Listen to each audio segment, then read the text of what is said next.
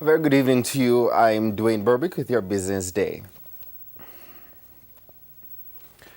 There was a 58% increase in NCB Financial Group's net profit for the 6 months ended March 31.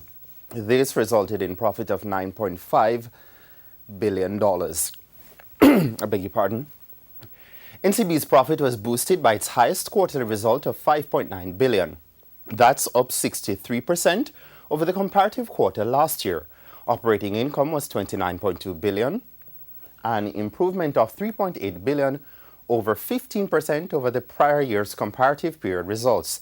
NCB said this was driven by gains realized on investment activities, growing by $1.8 billion or 96%, mainly due to improved investor confidence as a result of the improved macroeconomic fundamentals of Jamaica.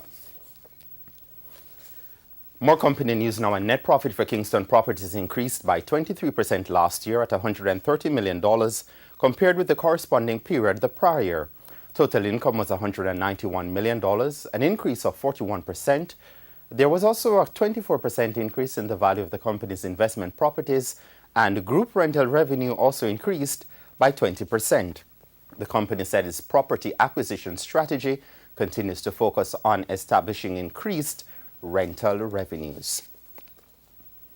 Oil prices settled with a loss today as growing U.S. crude production and news of the restart of Libya's biggest oil field helped to send prices to their lowest finish in about a month. June West Texas Intermediate crude fell 65 cents to settle $48.97 a barrel on the New York Mercantile Exchange.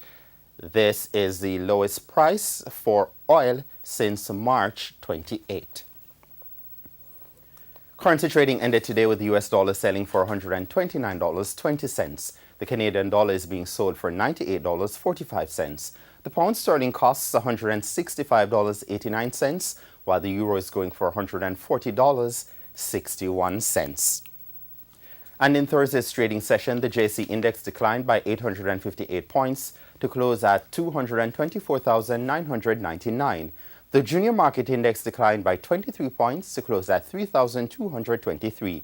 The winners included Paramount Trading, Berger Paints, the Cayley Group, Grace Kennedy, JMB's 7.5%, and Consolidated Bakeries.